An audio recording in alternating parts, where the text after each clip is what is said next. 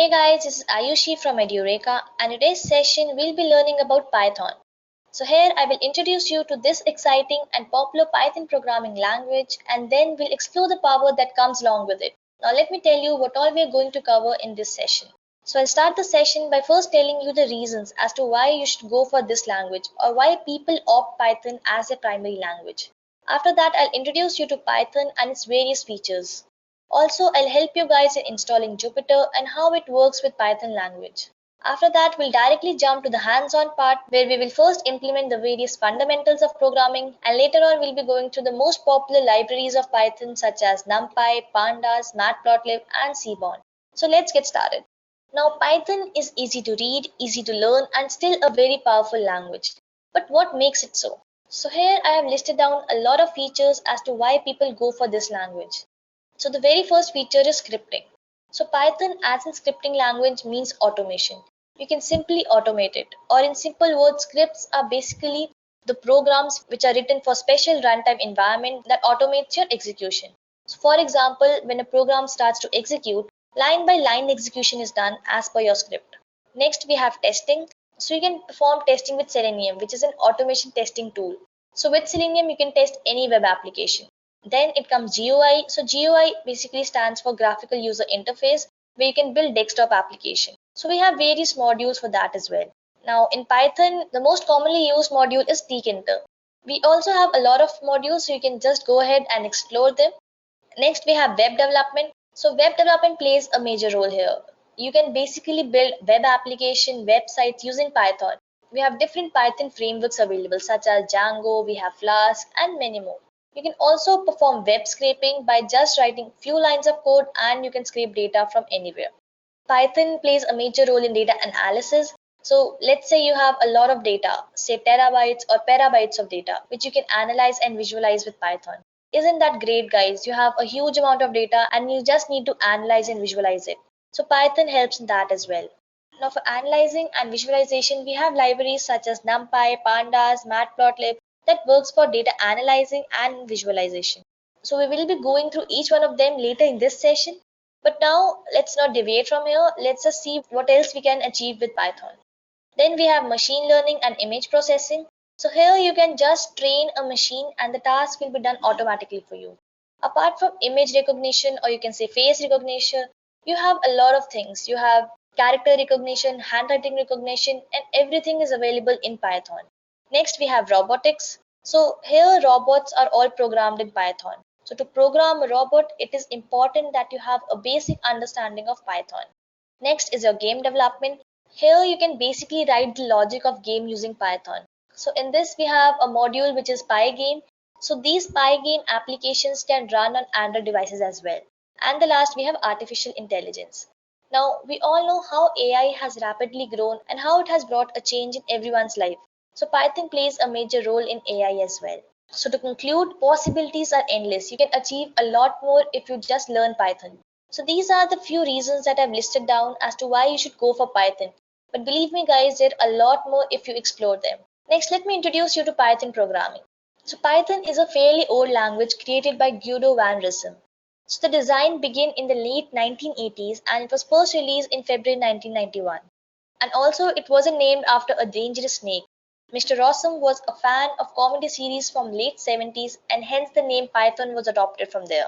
Python also supports procedure-oriented programming as well as object-oriented programming.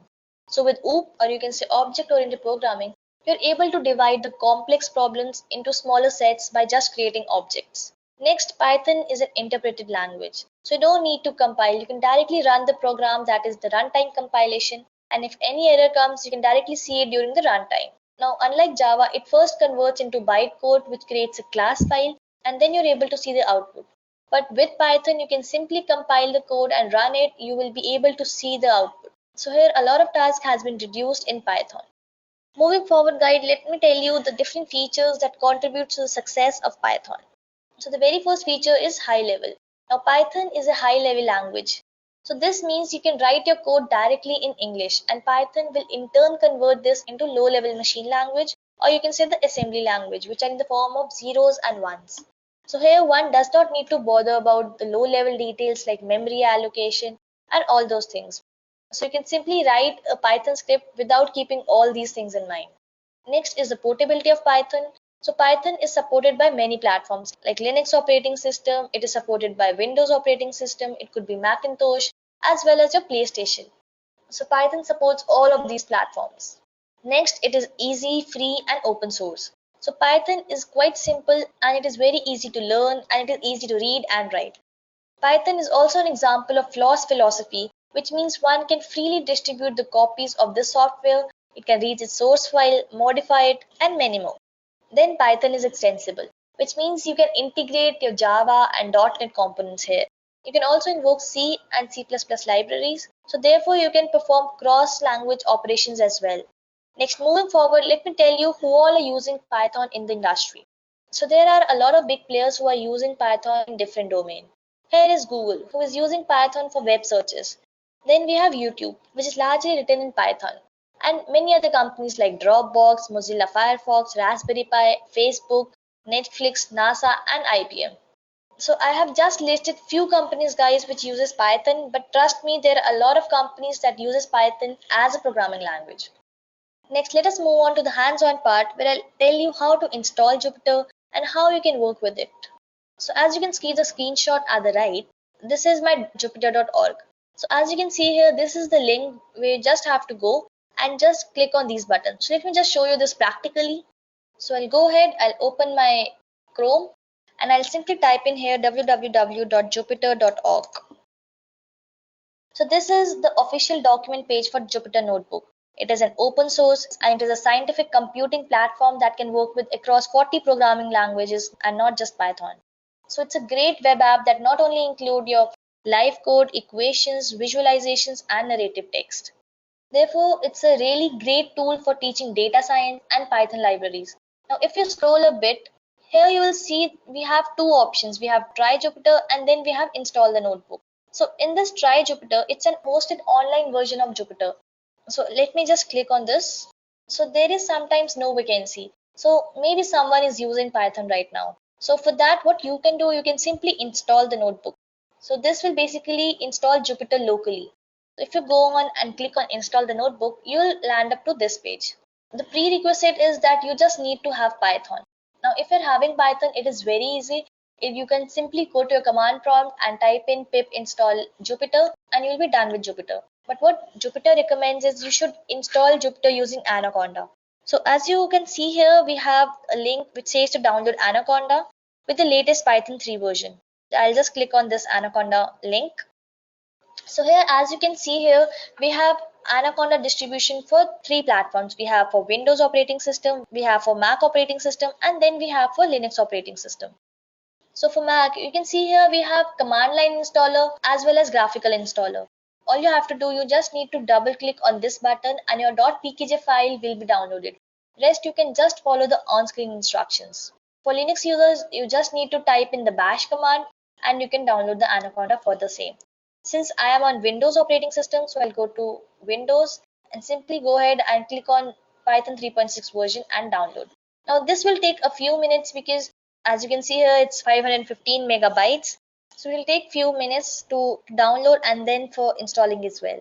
Also, we have a mini package Anaconda that you can use, but again, I would recommend you to download the full package environment. So this is a bit a large size because all these packages that we're going to discuss in the video will be present inside this Anaconda only. So once your Anaconda has been downloaded and installed, what you can do, you can simply go to command prompt and just type in Jupyter Notebook. So I'll go to my command prompt. I'll say Anaconda command. You can go to your simple command prompt as well. So I'll type in here Jupyter Notebook. So I did a spelling mistake. Just give me a minute. So as you can see here, it will directly jumps onto the browser and it will open my Jupyter Notebook in the default browser. That is, for me, it's Opera. So it's opening in Opera. Now your Jupyter is running. So we have an Anaconda 3, we have all the projects and we have PyCharm projects. You can also write a py file and you can import that to Jupyter as well. So these notebooks has an extension of IPYNB. So py stands for Python and NB stands for notebook. Now, if you scroll a bit, you'll see a new option over here. So if you click on that, just go to Python 3. So here my Jupyter Notebook has been opened. So let me print the name. So I'll take the input. Let's say input into your name. And then I'll simply print it. I'll say print hello and the name. So to run this cell, you can simply go ahead and click on this run cell button. So once you go and click on this button, so as you can see, it asks me for my name. So let me type in here Ayushi. And once I click on enter, it'll print me back hello Ayushi. So this is how you can perform. So now if you don't want to press this run button again and again, it's a simple shortcut which is shift plus enter. So you can just go ahead, just press shift and enter, and it will again ask the input. Now also one more thing, if you notice here that we are having an asterisk over here. So this basically means that this cell is running. Now if you write anything in the next cell, let's say I want to print hello, and if I run this cell, this will not work because the previous cell is already in the running mode. So what you can do, you can just simply write here anything, and then you can see that this cell is automatically executed. So here basically the asterisk means it is in running stage, and once you get a number, it has been executed. Next, if you want to save this file, you can simply go ahead and press Ctrl S to save this. Also you can see we have an auto save feature over here, so it automatically saves your program. Also, if you can go here and simply save and checkpoint. Now to insert a new cell, you can simply go ahead over here. You can click on insert cell above, or you can insert cell below. Also there's a shortcut for this, so you can type in alt and enter. So when you press alt and enter, a new column will be created. Since I've pressed alt enter, this column has been created over here. So if you go again on file, you can see that we have an option called as download. So you can download this in the notebook format, which I already told you, that is IPYNB. Then if you want it in Python, so you can simply download the file in the py extension. So if you want it in HTML notes, you can just click here and it will export to a basic HTML file that any browser can show. Also, there are a bunch of options here to download, so you can just check this out. Something else I wanted you to know is if you're ever having an infinite loop, or you can say a while loop which is running forever. So somehow your system is crashing, or sometimes it is not able to give you the output. So what you can do, you can simply go to kernel and you can just restart it. So what basically happens that this notebook is connected to a kernel, where a kernel is an instance of Python running. Now if something wrong happens, or let's say if Python is crashing, you can always go ahead and restart it. You can also interrupt it if you want to interrupt a specific code cell. Also, if you need help in addition to what I told you, you can always click on help and it will tell you about a notebook itself. You can see there are different Python libraries also. And if you click here on notebook help, it will go to a next page. So this notebook help, it will basically tell you about the notebook itself. So these notebooks are called IPython notebooks, but since Jupyter can run on other programming languages such as Julia, R, so these are known as Jupyter notebooks now. Now one more thing I wanted to mention is there are a lot of keyboard shortcuts apart from what I just told you. So what you can do, you can go to help and just click on keyboard shortcuts. So here a list is been displayed with the respective shortcut. So these are the shortcuts that are available for you. So these are all the basics of notebooks and pretty much all you need to know as far as you go through this session. Now, if you are having any further questions related to anything that I've just mentioned, please feel free to ask them in the comment box and I will be happy to reply them at the earliest. Also, I want to tell you one more thing, that here we have something to write notes. Let's say if I want to write something, let's say notes. So in spite of going to code and just run it, what you can do, you can click the drop down and select markdown. So here, if you see, if I run this, the number is not there. So basically you can type here anything, you can type in any node for the same, and then you can perform execution over here. Let's say if you want to learn about variables topic, or let's say you want to practice some of the data types. So I can write here data types, and then I can go over here, I can say a is equals to 1 and just print me a, and I'll just go ahead and press shift enter to see the output. Print a, and I'll just go ahead and so this will not implement until unless I go here and write something. So I'll write over here, and then you can see this is already printed. So this cell automatically runs. So now let me go back to my presentation and let's see what's the next topic that we need to cover. So now let me talk about the operators in Python programming. So as you can see here, operators in Python are majorly classified into 7 types. The very first is arithmetic, then it comes comparison, bitwise, membership, assignment, logical, and identity. So let me go ahead and open my Jupyter and let us implement all these operators one by one. So I'll again go to my Opera, which is my default browser, and let us first talk about arithmetic operators. So again, if I'm typing arithmetic operators, I can write this in Markdown tab. So this will basically make a note that below these, I'll be writing the arithmetic operators.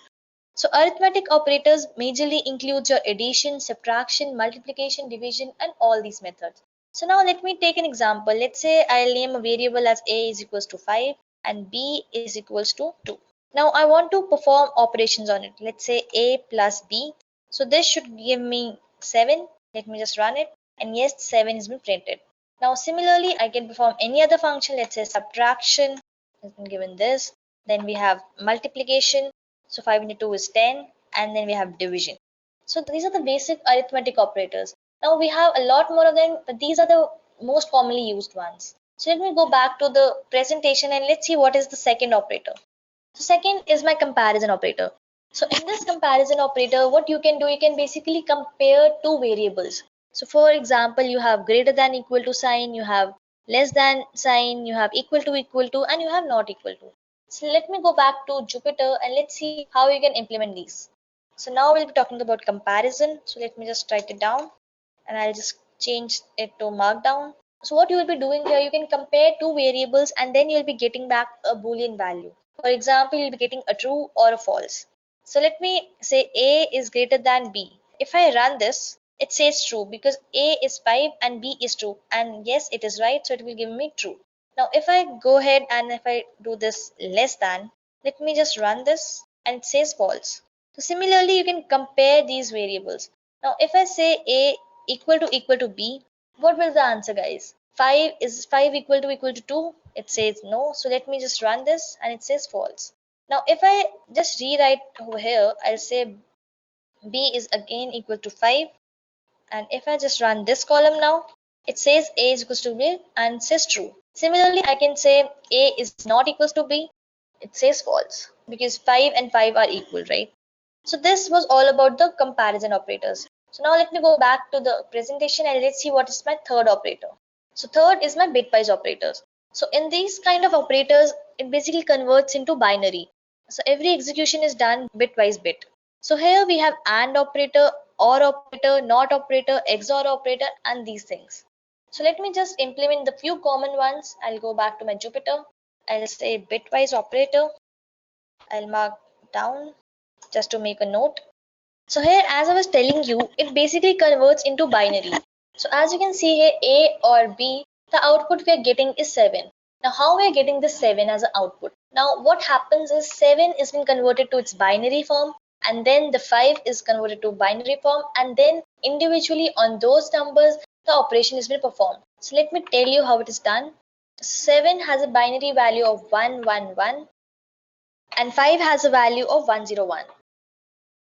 So what happens in an OR operator, if it finds a single 1 or a single 0 in the same thing, it will give me result as 1. So if you see we have 1 and a 1, so we have a single 1, so it will give me an output as a 1. Then we have 1 and 0. So what happens with the OR operator, we have a single value which is 1, which is present over here, so we'll have the result as 1. And in the same case, 1 and 1 will get an output as 1. So this is basically equal to 7. And hence the output we got 7 is right. Now let me perform some other operation, let's say an AND operation.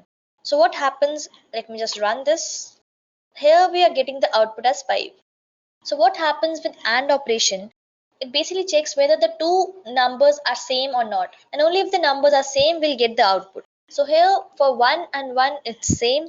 So here we'll get an output of 1. Then we see 1 and 0 are not same. So here we'll get a value of 0.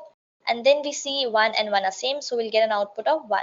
So 101 is again 5, and hence we're getting the output as 5. So I hope you guys are clear with AND and OR operators. So now let me tell you the third operator, which is the XOR operator. So XOR operator is represented by this sign, and if I just run this, it will give me an output of 2.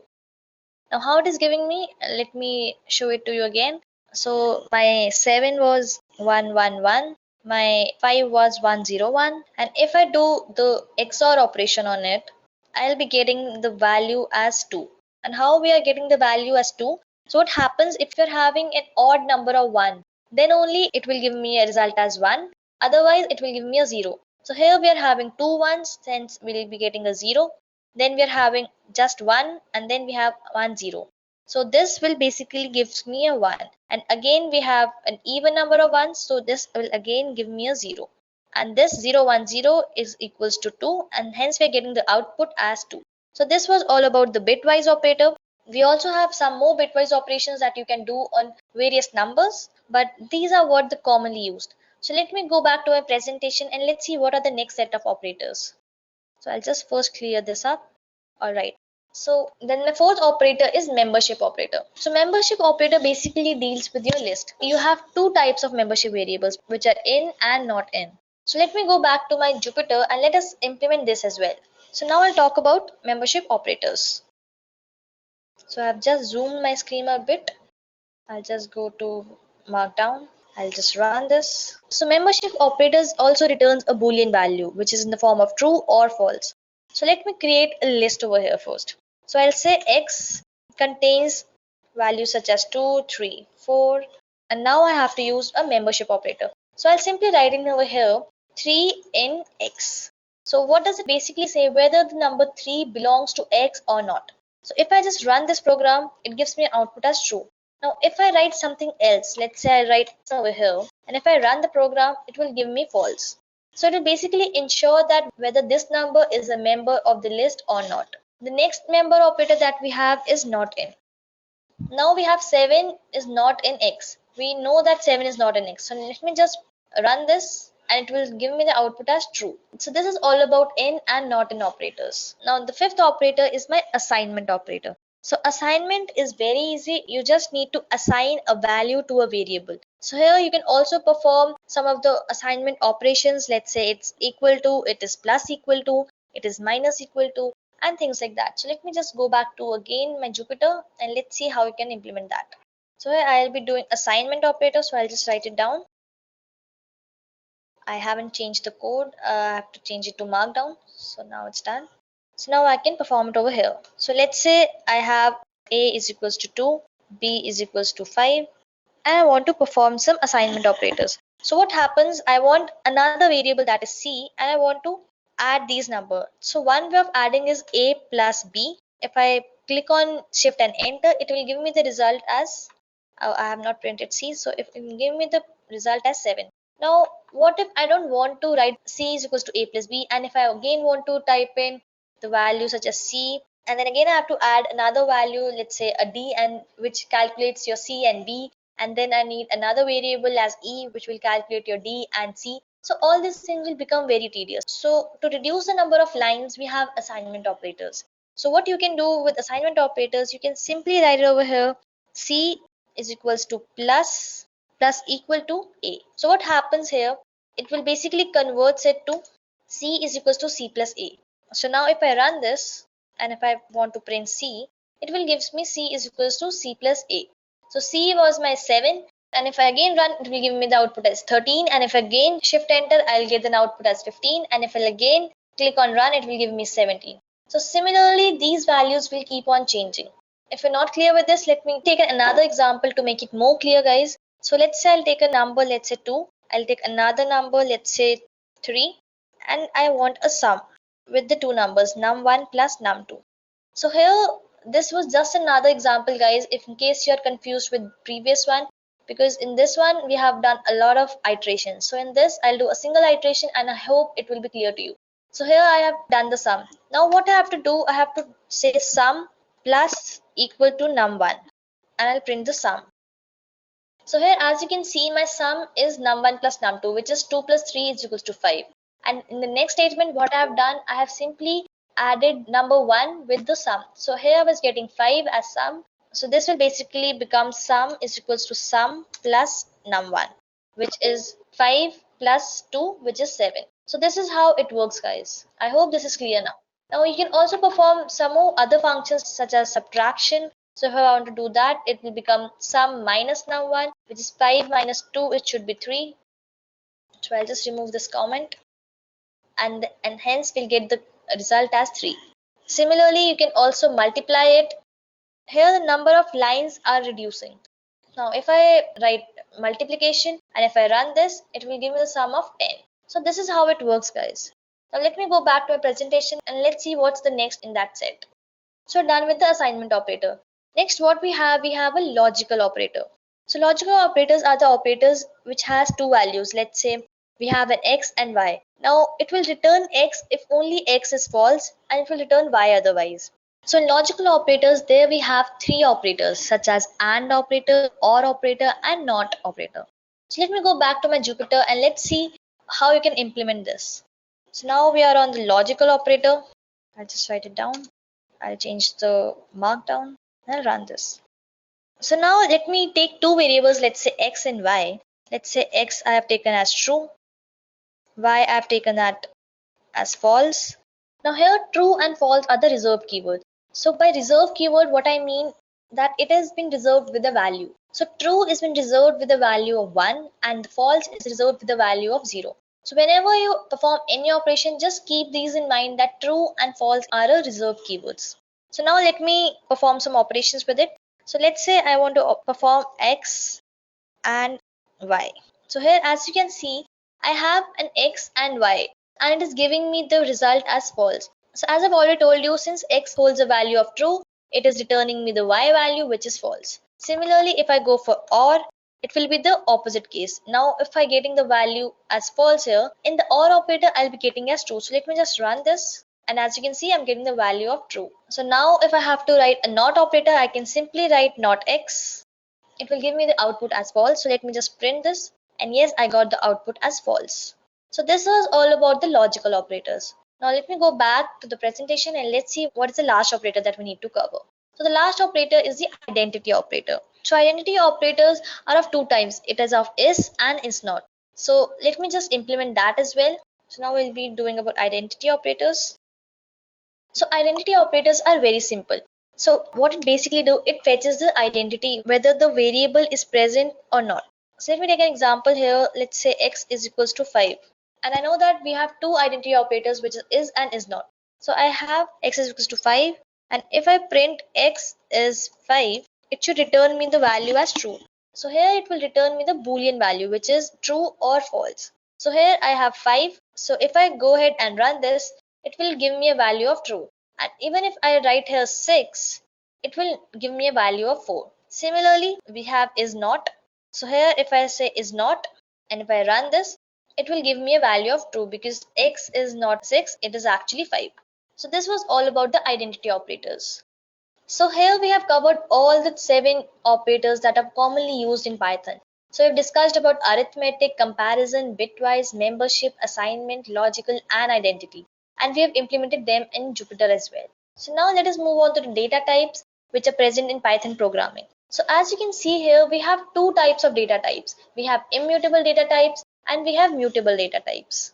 So in immutable data types, as the name says, the value cannot be changed. So whatever value being assigned to a data type, it cannot be changed. Whereas in mutable data type, the values can be changed later as well. So in immutable data types, it is further classified into numbers, strings, and tuples. Whereas in mutable data type, it is classified into list, dictionary, and sets. So let us implement these as well. First, let us talk about immutable data types. So let me go to my Jupyter and let us implement this.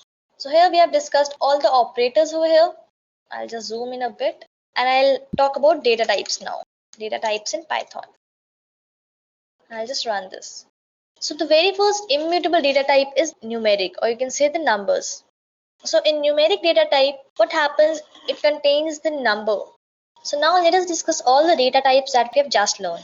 So first let us talk about the immutable data types. And in that immutable, we were having 3 data types which were numeric, strings, and tuples. So let me just talk about the very first data type, that is numeric, or you can say numbers. So numbers are broadly classified into 3 types, which is integer, float, and complex. So integers are those numbers where you can put in the whole numbers, whereas float include decimal values, and the complex are in their own format. So let me implement all of these. So let me first go through numeric. Let's say I have a is equals to 1, b is equals to 2, and C is equals to A plus B. So if I go ahead and run this program, I have to print C as well just to see the output. So yes, I am getting 3 as an output. So this was all about integer data type. Now let me take a float value, which is a decimal value. Now if I print the same, I'll be getting a float value. So this is my float value, that is 3.0.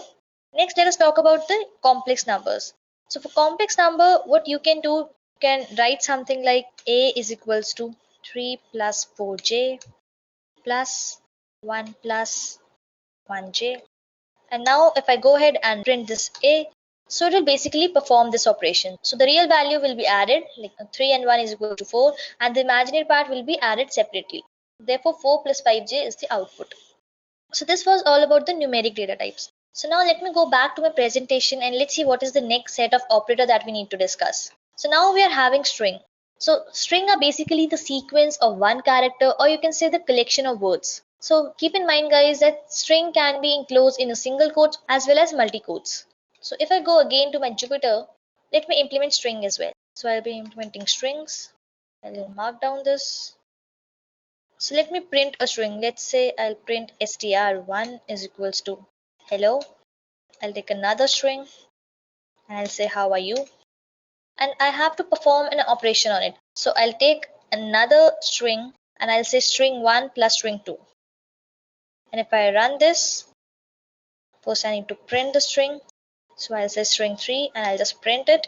So here the concatenation operation has been performed. So apart from this, there are many other operations that you can do with string. So for example, I'll say string3 multiply by 2. So this string will be duplicated twice. So if you see here, my hello, how are you has been printed twice. You can also say 4 or 5 depending upon your requirement. There are some more operations such as string3.upper. This will basically converts all your string in uppercase. So my string is in uppercase. I can also do it in lowercase. I just need to type in the keyword that is lower. String3 that is lower. And yes, the string has been printed in lowercase. So all these operations you can perform. So next, let me go back to my presentation and let's see what is the third set of data types. So next we have tuples. So tuples are basically sequence of objects that cannot be changed.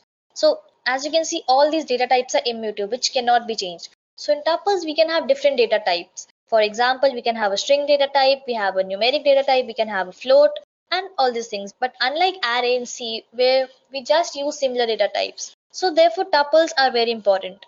And one more thing about tuples is that tuples uses curve brackets. So let me go back to my Jupyter and let us implement some of the examples of tuples as well. Now we'll be doing some of tuples. So I'll write tuple. So I'll just simply run this. So let me now first create a tuple. Let's say I'll create a tuple, say my tuple. I'll start a curly brace. And then I can write a string value. Let's say an Edureka. Then I can say a numeric value. Then I can say this float value as well. And if I print this tuple, let us see if this works or not. So here I got this output. Now also tuples, you have a lot of operations. For example, you can also add the elements later on. So what you can do, you can say my tuple plus, let's say I want to add a string value, let's say ABC. Then I want to add numeric value, and that's it. And if you run this, your string has been added. So this was all about tuples. So now let me go back to my presentation and let us see what else is left. So we are done with immutable data types.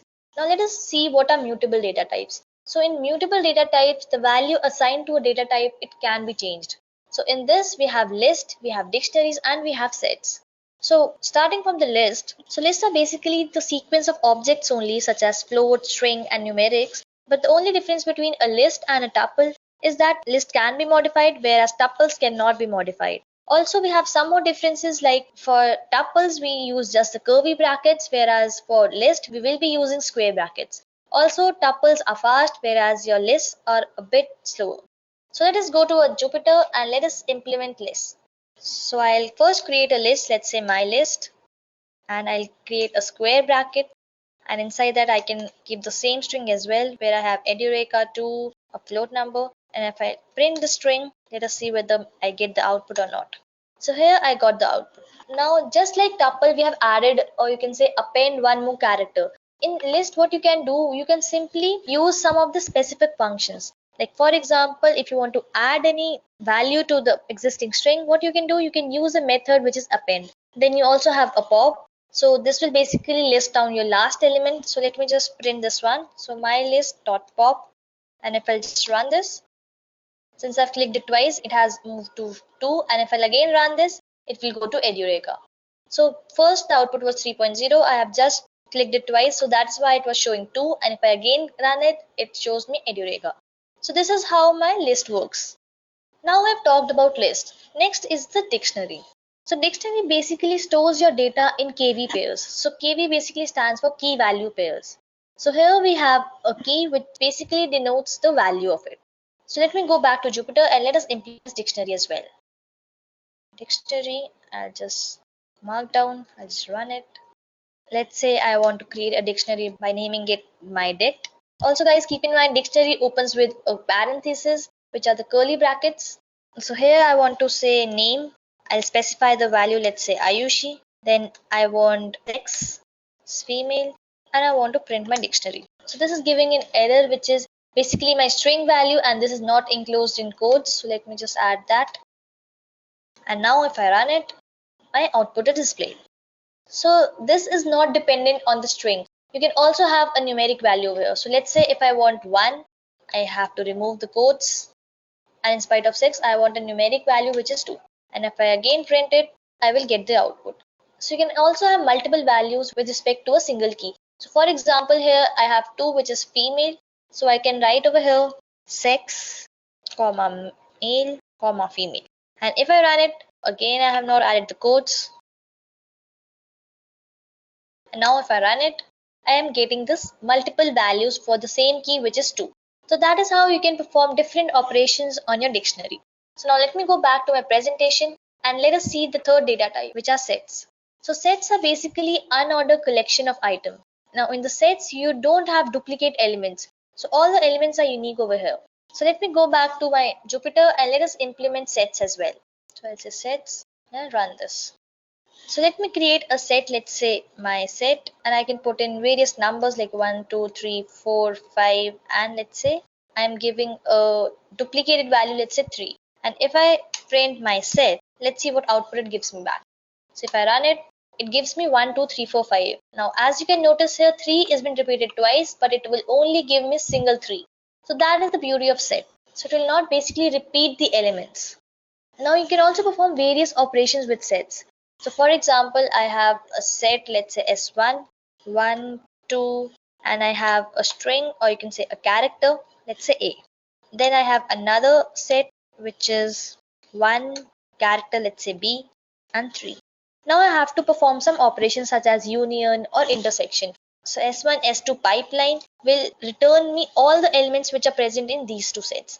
So basically union means all your elements. So if I run this, I'll be getting 1, 2, 3, A and B. Since 1 is repeating, it will only give me 1 time, and others are already unique, so it will print me that. Now if I want to perform intersection on these two sets, so for intersection, it will basically prints me the common element. So now if I print S1 intersection, for intersection we have a symbol of AND, S1 intersection S2, and if I run it, I'll be only getting 1 since 1 is the common between these two sets. Now I hope you're getting the functionality of sets. So guys, I must say that you should practice this more and more so that you can become expert, and then you'll not commit a single mistake. So let me go back to my presentation and let's see what else is left. So we are done with the data types, which are immutable and mutable, and we've also seen how these data types are used. So now let us go ahead and look at some of the libraries in Python. So here we will be discussing about Numpy, Pandas, Matplotlib, and Seaborn. So let us go to our first library, which is Numpy. So Numpy is a Python package which stands for your numerical Python. So it is a core library for scientific computing which contains a powerful n-dimensional array. It also provides tools for integrating C, C++, etc. It has also been useful in linear algebra, random number capability, and many more. So Numpy is a very important library as it is also used as an efficient multi-dimensional container for your generic data. So as you can see here, you can go ahead and install Numpy by going to your Anaconda and simply write conda install Numpy. Or if you're not having Anaconda, or if you're using any other IDE, you can simply write on the command prompt pip install Numpy and your Numpy will be installed. So let me go back to my Jupyter and let's see how NumPy works. So I'll type in here NumPy. Now NumPy are somewhat similar to your list. So there are certain number of reasons as to why you prefer NumPy over your list. So I'll be clearing all of that. So let me just first create a list. So let's say I'll be creating a list of my list and I have 3 elements. And if I print this list, let's say my list, if I go ahead, it is giving me this list. Now I'll import NumPy. So import NumPy as NP. So this has been done. And then if I cast the list as an array here, so I'll say np.array, and inside this I'll type in my list. So as you can see here, I have a NumPy array which includes the list. So here you get an array back as the container of the list object. So this is the container of my list object. So hence you can simply cast a normal Python list into an array. Next, you have NumPy in two forms. You have in vector and you have in matrices. So vector basically are the 1D arrays that you have, and then you have matrices. Matrices is basically a two-dimension array. So this is a one-dimensional array. So now let me talk about the two-dimension array. So for two-dimension array, we can cast lists of lists. So let's say I have another list, my list, or I can write over here only. I have 1, 2, 3. Then I have 4, 5, 6. I have 7, 8, 9, and I'll close my list. And if I'll print here, I'm getting this list. Now, if I want NumPy as a 2D array, I'll just go ahead, I'll just run this. And as you can see, I'm getting this array in 2 dimensions, that is in the form of rows and columns. Now we have also various functions you can perform with NumPy. For example, I have a function named as arange. So this is quite similar to the built-in range function that we have in Python. So here I can type in np.arange and I can say give me the numbers between 0 to 10. So I'll just run this. So here it starts from 0 and it gives me the number till 9. So now remember guys, your indexing always starts from 0 and it will goes up to 10, but it will not include 10. Now here you can also add steps to your array. Let's say I want numbers from 0 to 11 and I want a step size of 2. So what this will do, it will basically print all your even numbers. So if I go ahead and click here, so it will give me 0, 2, 4, 6, 8 and 10. Basically the step size or the difference of 2 between the numbers 0 to 11. So again, as you can see here, 11 is not been included over here. We also have many other functions. Let's say I want array of all the zeros. So I'll say NumPy zeros, and how many zeros I want. Let's say I want a 1 dimension. So I'll just run this. So here I'm getting array 0.0 and we have 4 zeros. Now similarly, if I want multi-dimensional array, so I can type in over here 4, 4, and if I run this, I need to add one extra brace. And now if I run this, I'm getting a 2D array of all the zeros present. We also have some more functions for, let's say, not only zeros, I want ones as well. So I can type in 3 or you can say 4 only. I want 4 ones, and if I run this, it gives me a single dimension array. And if I need a multi-dimension, I can type in 4, 4, close the bracket. And if I run this, I'll be getting all the ones. So this basically defines your row and this defines your number of columns. So we have 4 rows and 4 columns. Now we have seen list as well as NumPy. So what are the factors on which we prefer NumPy over list? So there are majorly 3 reasons for it. The very first reason is less memory. So NumPy occupies less memory as compared to list. So therefore it is pretty fast in terms of execution, and at the same time it is very convenient to work with NumPy. Then the second reason is that it is very fast. Now if you use a function, let's say arange, or if you use the same function over the list, definitely a NumPy array will win. And thirdly, it is very convenient. So here if you perform a basic function, let's say a1 plus a2, or you just have to add 2 variables, NumPy is very easy and very convenient when you compare it with the list. So here we have discussed why NumPy is actually preferred over a list. And also I performed some of the functions that NumPy comes with. There are many more functions guys. You can go ahead and explore in the official site of NumPy, and then if you're having any doubt, you can come back and comment on this video and I'll be happy to help you with the same. So next, let me go back to my presentation and let's see what is the next library that we have to learn. Next, we have Pandas. So Pandas is an open source library which is built on top of NumPy. So it is very much used for fast analysis and data cleaning and the preparation of data. So Panda is well suited for different kinds of data. It also has built-in data visualization features. So if you go ahead, you can simply go to Conda command prompt and you can type in conda install pandas, or otherwise if you're not in Jupyter, you can go to your command prompt and type in pip install pandas. So let me implement some of the operations of this library. So I'll go ahead, I'll write in pandas.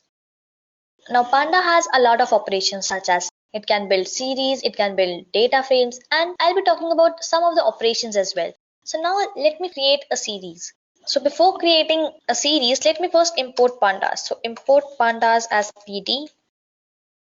So it's saying that the pandas is not found. So I'll go to command prompt. I'll type in conda install pandas. So it will take some time and your pandas will be installed on your system. Now, if you notice, I have not done this for your Numpy library. This is because your Jupyter already supports Numpy, or you can say it has a built-in library which is Numpy. Now, if you're facing any of the issues, you can go back to your command prompt and just type in conda install numpys, and then you will be updated with the package. So here it will ask me to proceed I or no. So I'll say yes. So here it will take few seconds to load. So it will prepare, verify your transaction, and then it will execute. So please be patient a bit. Okay, so this is done. Now I'll go back to my Jupyter Notebook and now let me just run this command again. So now I'll type in import pandas as PD. I need to restart my kernel, so let me just restart it once. So now if I say import pandas as PD, so here my pandas is working fine now. So what I can do, I can perform various functions on pandas, such as you can create a series over that, you can create a data frame, you can perform merging, joining, concatenation, and various other operations. Now let us first create a series. So for creating a series, let me first tell you guys that Pandas is a very good library to take care of different data objects. So let me first create a list. Let's say I'll have a list called as labels, and I'll pass in the values such as A. Now let me create one more list in this, let's say my data, and let me enter some of the dummy values to it. Next, I'll be creating a NumPy array. So for NumPy array, I need to first import NumPy. So I'll say import NumPy as NP. And after that, I'll be importing pandas as well. So I'll write an import pandas as PD. So now I don't want to run it right now. So let me just, yeah. So here I'll be creating a NumPy array, let's say in a variable which is arr. And I'll say np.array and I'll pass on my list, which is my data. And next, I'll take another data object that is dictionary. Dictionary is opened by the curly braces. So I'll write some of the key value pairs. Let's say A, which has a value of 5. Then I'll take B, which has a value of 10, and one more. Now let me see whether this works or not. So I'll print my array. So here my array is working. Then I'll print my dictionary. Dictionary is also fine. If I print labels, that's my list. And I'll have to print my data. That is again a list. So everything is printing well. Now what I need to do, I have to create a series. So for series, what you can do, you can use pandas. So pandas is referred by PD. So I'll say pd.series. And inside this series, I'll pass on the data, which is, let's say, another list that is my data. Now if I run this, so this somewhat looks like NumPy array. Now the only difference between a NumPy array and this panda series is that we have the index to the left of this series. So this 0, 1, 2 is my index value, and the data which is on the right hand side is my data which I have just picked it from here. So I passed the list that is my data, so my data is coming here and the index is coming over here. Now you can also specify your index. Let's say for example, I can type in index and I can pass on any data object. Let's say I can pass another list that is labels. So I can type in over here labels. Okay, this is B, not comma. So as you can see, my index, which was a numerical value before, it has now converted to my string value, which is the labels, that is the list, and has a value of ABC. So as you can see, my index value has been changed to ABC and the data value are the same. Now, if you don't want to specify this index also, you can just remove this. You can also remove this data, and if you run this program, it will give me the same result. So as you can see here, the data has been displayed this way also. Now you can also pass an numpy array to a panda series. So for that, let me implement that as well. So pd.series, and inside that I can pass on the array. And if I run over here, you can see the array which has a value of my data, that is 5, 10 and 15, is being displayed over here, and the same index is being displayed, that is 0, 1, 2. Now again, you can specify whether you want a different index. So for example, I need labels as my index, so I'll again run this, and that 0, 1, 2 has been replaced by ABC.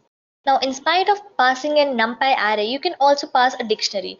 So if I write pd dot series, and inside that if I pass my dictionary, and if I run this, you can see the key value pairs have been displayed. So if you see my dictionary where the keys are A, B and C and the values are 5, 10 and 15. So here if you notice, my index value has been replaced by the key values. So in spite of having 0, 1, 2, I have my key value and the data has the values which is assigned to the same key. So that is how key value is been displayed in the Panda series. Therefore, Panda hold a variety of object types. Now you can also have some of the built-in functions in Pandas. So for that, let me type in Panda, or you can say PD, and inside that I can pass on the data. Let's say I want built-in function as sum, print and len. And now if I print this, you will see it hold references to the built-in functions as your data points in a Panda series. So this tells me that this is a built-in function which is sum, then I have another built-in function that is print, and then it is length. So that basically shows the flexibility of Panda series to hold different data objects. Alright, so now let us perform some of the operations on Panda series. So what I'll do, I'll be grabbing some of the data from a series. So let me first create a series, let's say S1 equals to pd.series. And inside that I can have multiple values, let's say 1 and 2. And here I have some string value, let's say the name of the countries. So if I now print my series, so this is my series. Now I want one more series, let's say S2, and I'll implement the same, and I put in some again dummy values to it.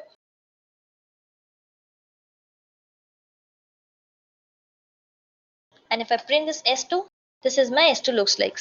Now I have to perform an operation on these two series. So what I can do, I can simply print in S1 plus S2.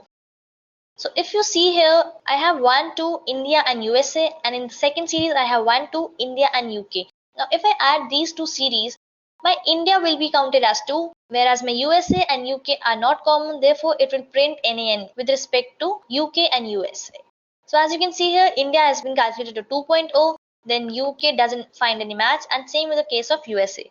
So if you see here closely, Pandas automatically convert the integer value to a float value. Now if you see, India is been appearing as twice. So in spite of writing 2, it has been converted to float. Now this conversion is because it retains all the information that is possible.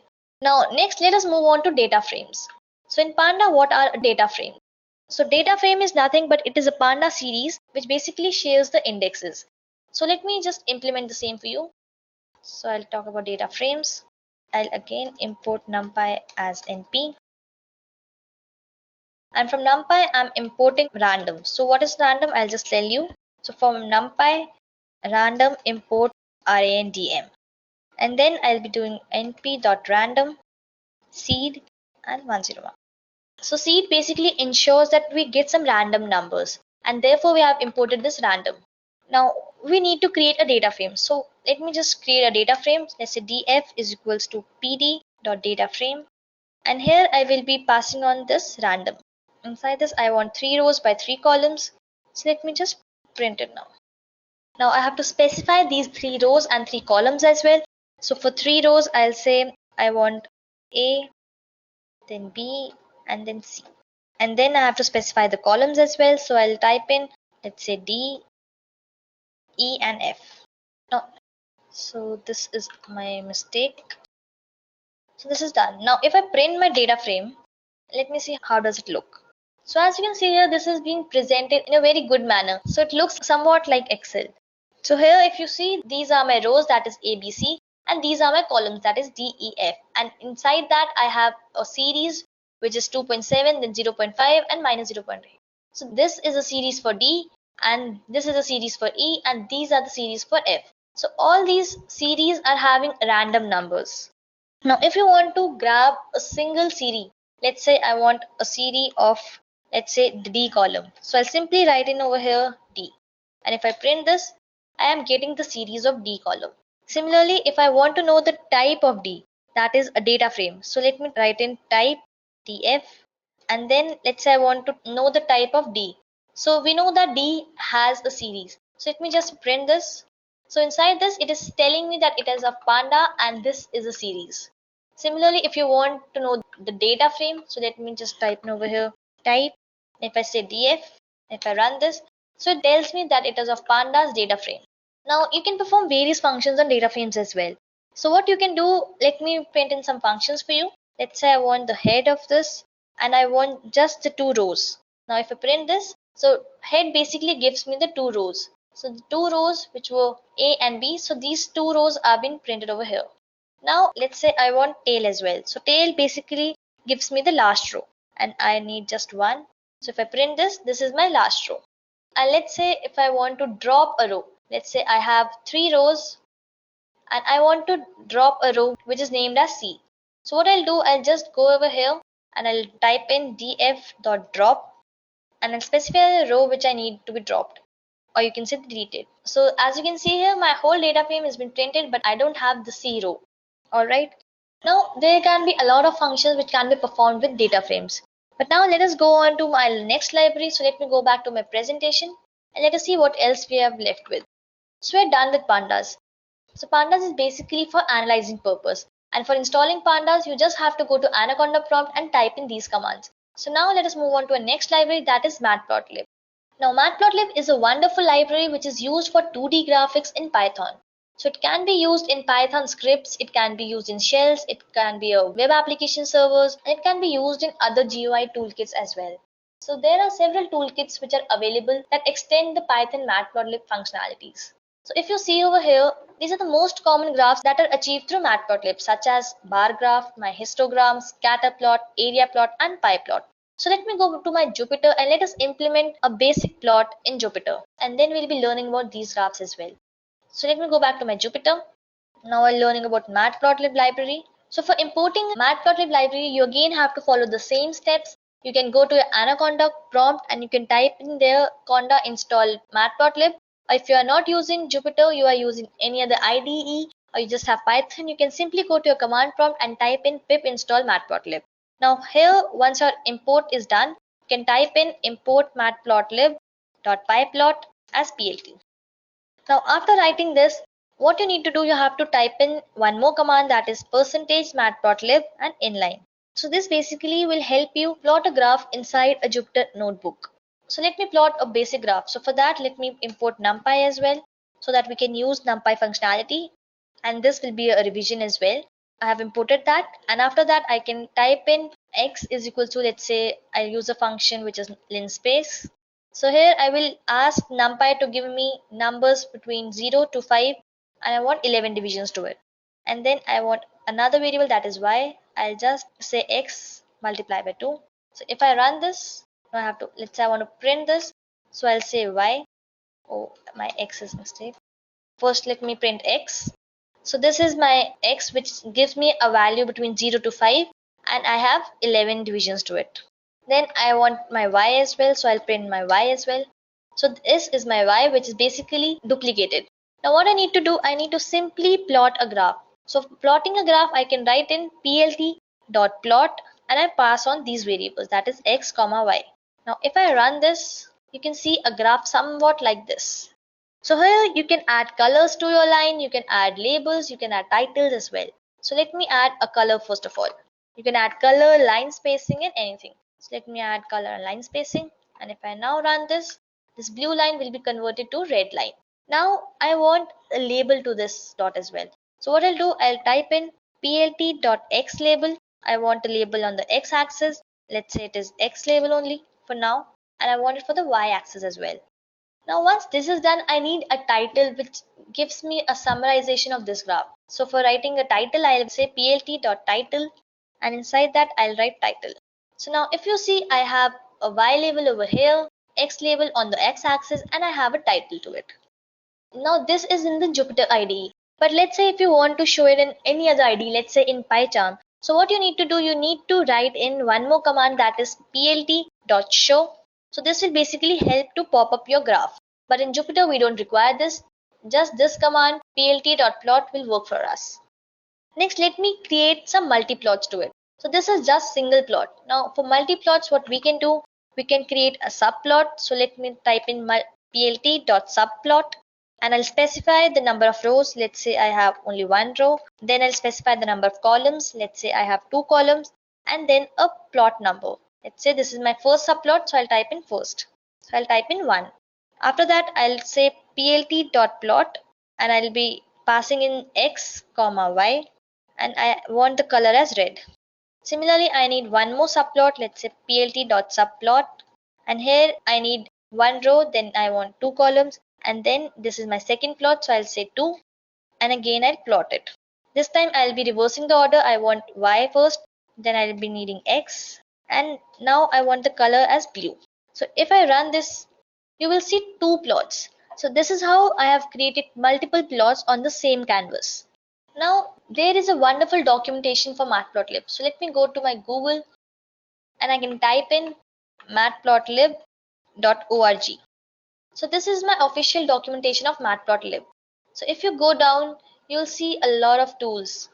Now if you see here, it is a document which contains the toolkits. It tells about the third-party packages and some more information is there. So what you can do, you can go to examples and if you see here, there are a lot of examples.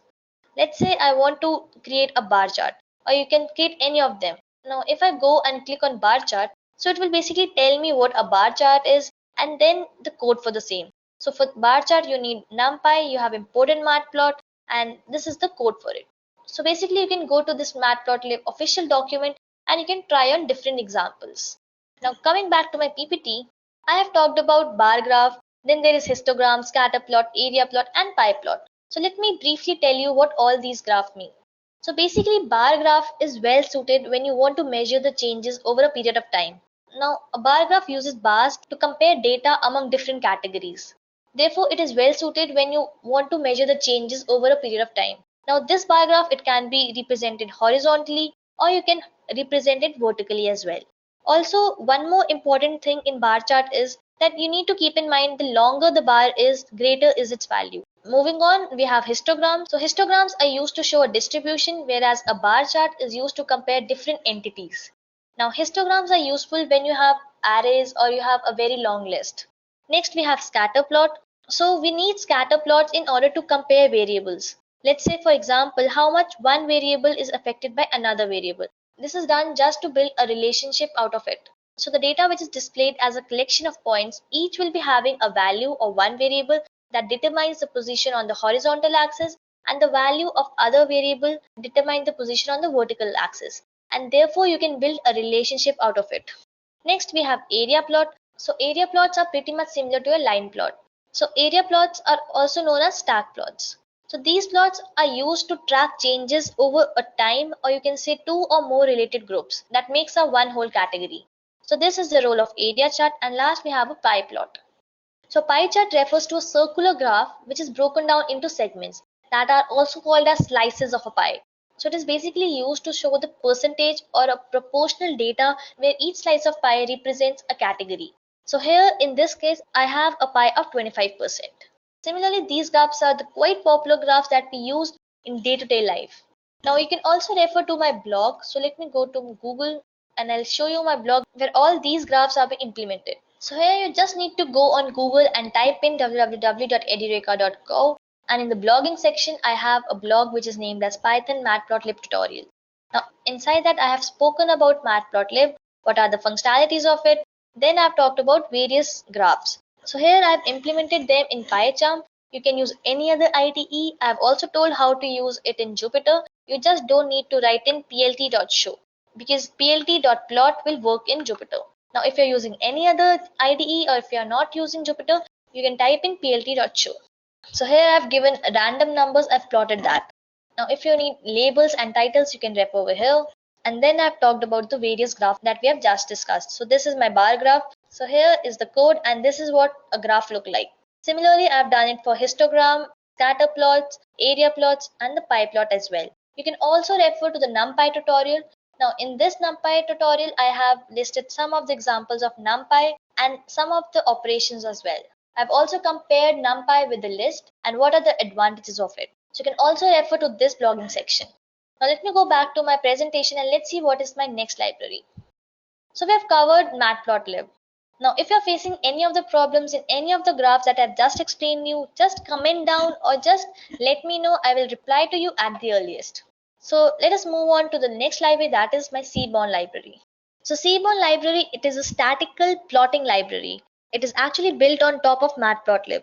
So it has beautiful default styles. It also works well with Pandas data frame objects. So in Seaborn library, you have variety of visualization. Some of them I'll be discussing in this session and some of them I will be discussing in the next session. So in this session, I will be talking about dist plot, that is the distribution plot.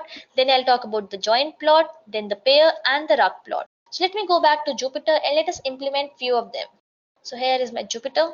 So for Seaborn as well, you first need to import that. So you can go to Anaconda and you can simply type in conda install Seaborn. If you're not using Jupyter, you can simply type in pip install Seaborn and your installation will be done. Since I've already imported Seaborn, so I'll not be showing you the whole process, but I have told you how you can do that.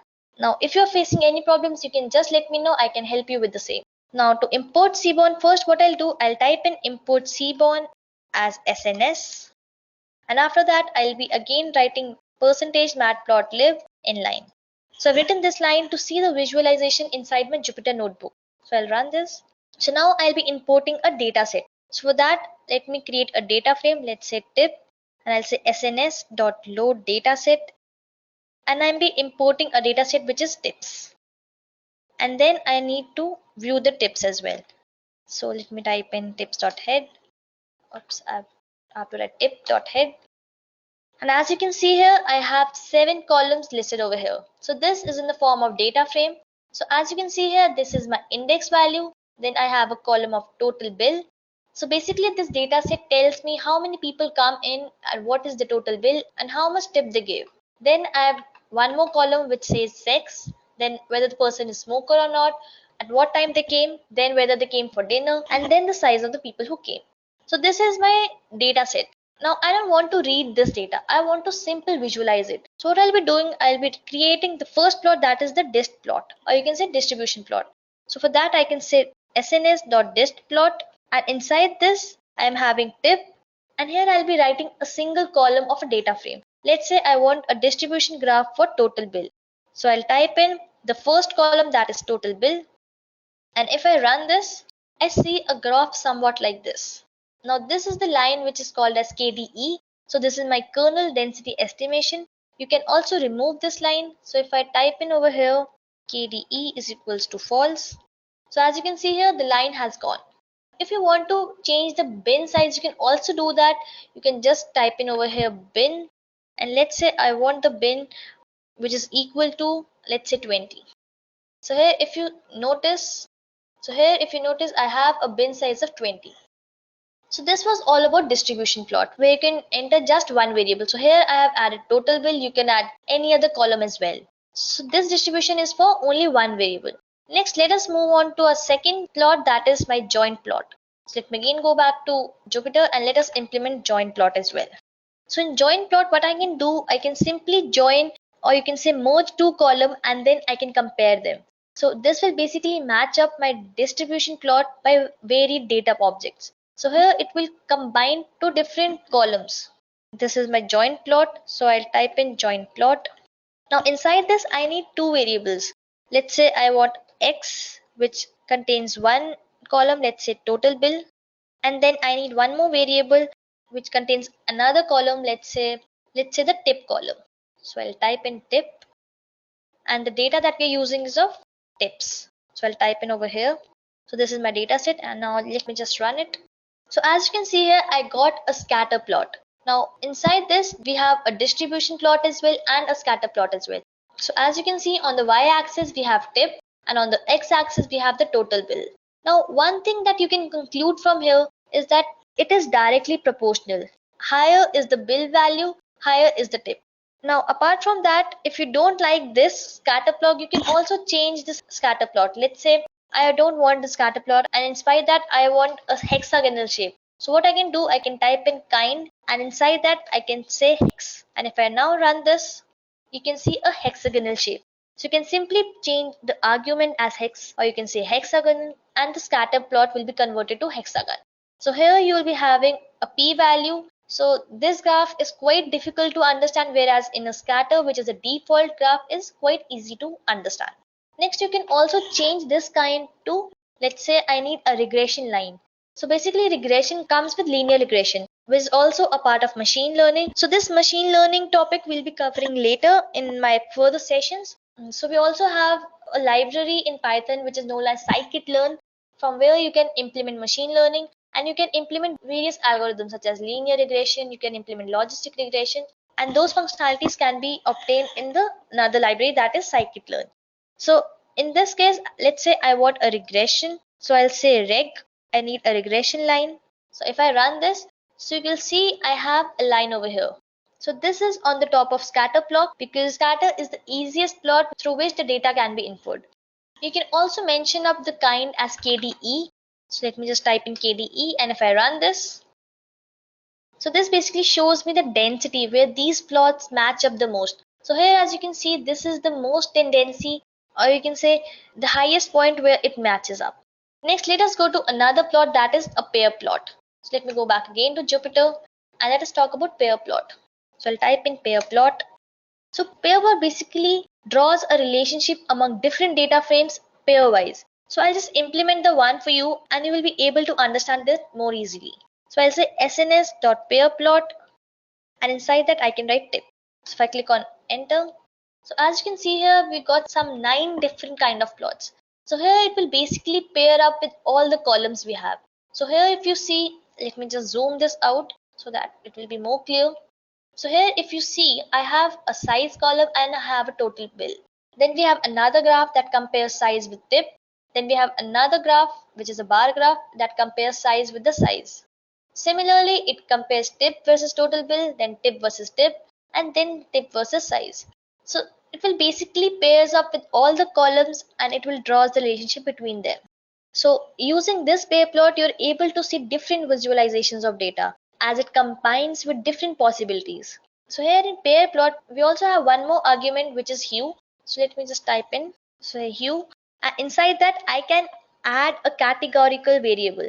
So categorical means a variable, or you can say the column name, which should be having categories. It should not be numerical. So if I go above and look at my data set, my total bill has entirely numerical values. Then I have sex. So sex basically has 2 categories, which are female and a male.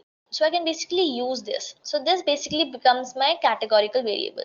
Now going ahead, I can type in hue as sex, and if I click on enter, now here as you can see, I have got different colors with respect to the sex. So here my male is colored blue and female is colored orange. So it compares the same, it compares size versus total bill, size versus tip, and all those things on the basis of a categorical variable, that is sex. Now you can also add one more argument, that is a palette. Now let's say if you don't like these colors, so what you can do, you can choose any of the palettes from Matplotlib. So let's say I have a palette, let's say cool warm. Now if I run this, I'm having a different color. So there are a lot of palettes, so you can choose according to your own wish. Now let us move on to a fourth plot, that is my rug plot. So this is my last plot, that is rug plot. So rug plot is quite a very important plot. Now rug plot is somewhat similar to your disk plot, where you can only pass a single column. So let me just implement that. So sns.rugplot, inside that I'll be writing tip, and I'll be passing just one variable, that is total bill, or you can pass on any other variable as well. And if I run this, you'll see a graph like this. So let me just zoom this up a bit. So this will basically draw a dash mark for every single point that is along the disk line, or you can say the distribution. So this basically tells me the dashes within a bin. So just like we have a distribution plot, it is quite similar to that, because it only passes a single column, or you can say a single variable. So in spite of having total bills, we can have any other column as well. Let's say for example, I want tip. So I'll be writing in here tips. If I just run this, I think it is tip. Oh yeah, I did a mistake by adding a S. So let me just go ahead and remove one S. So you see the rug plot for the same has been printed.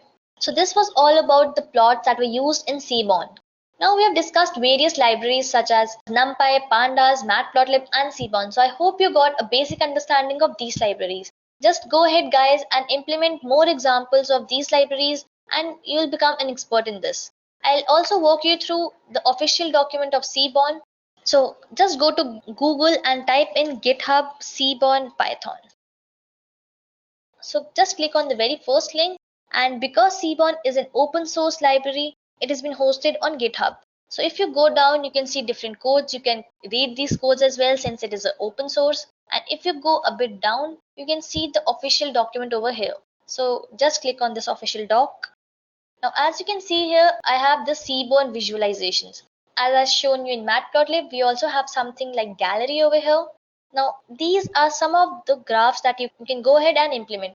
So let's say I want to say joint plot. So this is what a joint plot looks like. So it tells me the code as well. Then I have violin plot. Then I have a box plot. So this is my violin plot. I have a code as well and this is how it looks. Then I have a group box plot. So these are the different kinds of plot. You can go ahead and you can just run this. So I have discussed this plot, I have discussed this plot where I've just changed the kind to hexagonal and all these things. So you can go ahead, you can implement all these plots and you can become an expert in visualizing your data. So that's all with the Seaborn library. Next, let me just sum it up as to what all we have covered in this session. So first, I told you the various reasons as to why you should go for Python. And to an extent, we have implemented that as well. We took a look about analyzing and creating visualizations. We also talked a bit about machine learning concepts, and then I have introduced you to Python language and its various features. After that, I've shown the installation of Jupyter and how you can work with Jupyter. Then we have discussed the various operators and data types in Python, and finally we discussed some of the popular libraries in Python such as Numpy, Pandas, Matplotlib and Seaborn. So I hope you enjoyed this session and I was able to contribute some of my knowledge here. So do let me know if you're facing any queries related to any of the topics that I've just discussed. You can just comment below this video and I or else my team will be happy to help you with the same. Well, thank you everyone. Goodbye. Happy learning. I hope you have enjoyed listening to this video. Please be kind enough to like it and you can comment any of your doubts and queries and we will reply them at the earliest. Do look out for more videos in our playlist and subscribe to Edureka channel to learn more. Happy learning!